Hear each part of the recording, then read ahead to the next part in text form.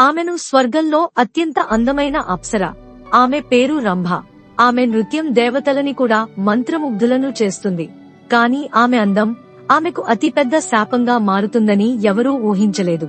ఒకరోజు ఇంద్రుడు ఆమెను భూమికి పంపించాడు, మహాతపస్వి విశ్వామిత్రుని తపస్సు భగ్నం చేయమని. రంభ తన మాయాజాలమైన నాట్యం ప్రారంభించింది. ప్రతి సంజ్ఞలోనూ ప్రతి భావంలోనూ ఆవేశం కనిపించింది. ఆ అపూర్వ నాట్యాన్ని చూస్తూ ఉన్న రిషి కళ్ళు తెరిచాడు.